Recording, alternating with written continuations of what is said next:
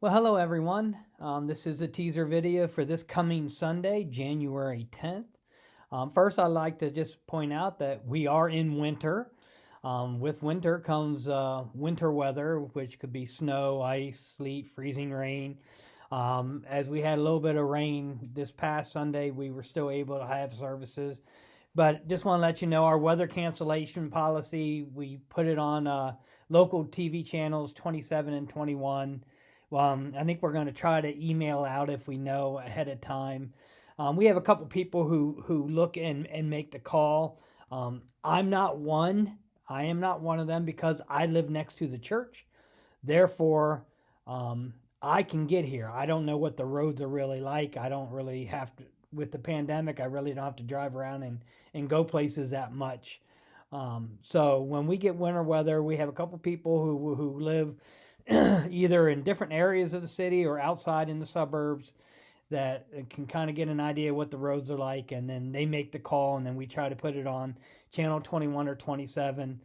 But we encourage you guys to make the decision that's best for yourselves.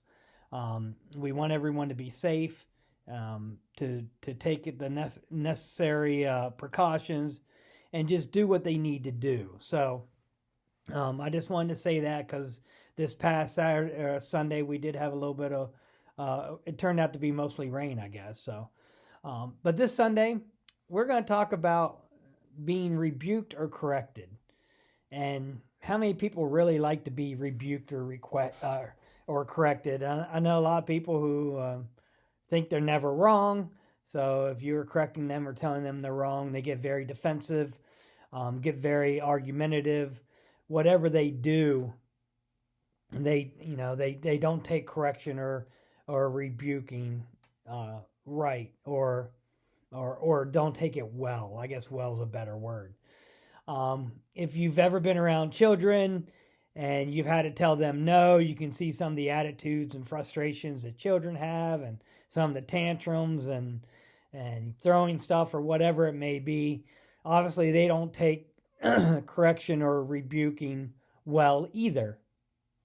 But we're going to look at a passage from Acts chapter 8, verses 18 to 24. So Acts chapter 8, verses 18 to 24.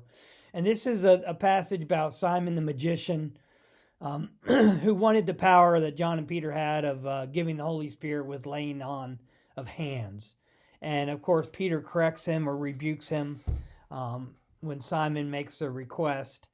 So we'll be talking about that, and we'll be talking about how that affects us and in our lives, on how we approach things, how we either rebuke or can handle correction, and what's our mindset when that happens.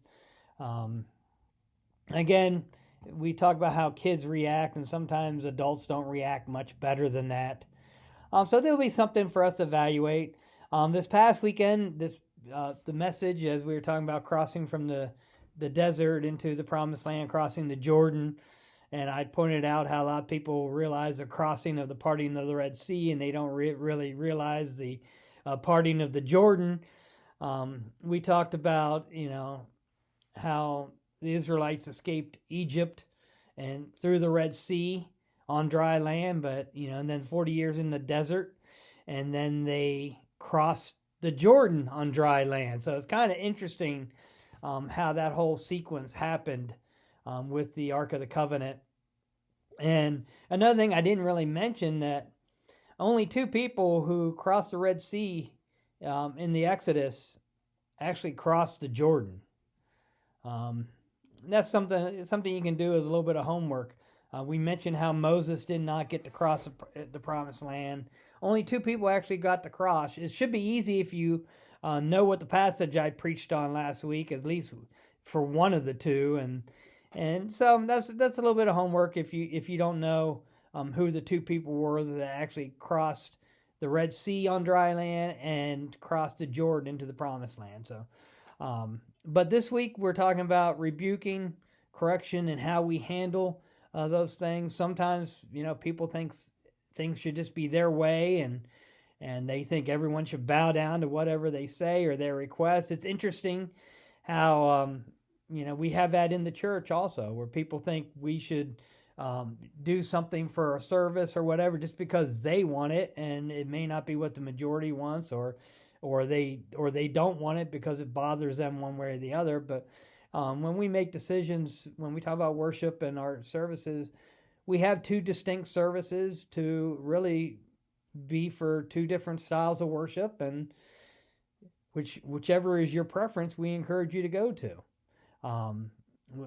If you like one and you go to the other and then you complain about the other one because it's not like the first one, that doesn't make a whole lot of sense. Or vice versa. If you prefer the first one but you go to the second one, it's we give two different types of worship and services, and they're for the opportunity to, if you have a preference, go to the one that you like and not try to change the other one to be more like the one you like just because either you like to sleep in or you like to get up early, whatever. So it's interesting. So corrections, rebuking, how do you handle it when things don't go your way? Or you'll get to see that in Acts chapter 8, verses 18 to 24. It'll give us something to talk about. If the weather's good, I look forward to seeing you. And again, make the precautions that you need to take and be safe. Until then, bye.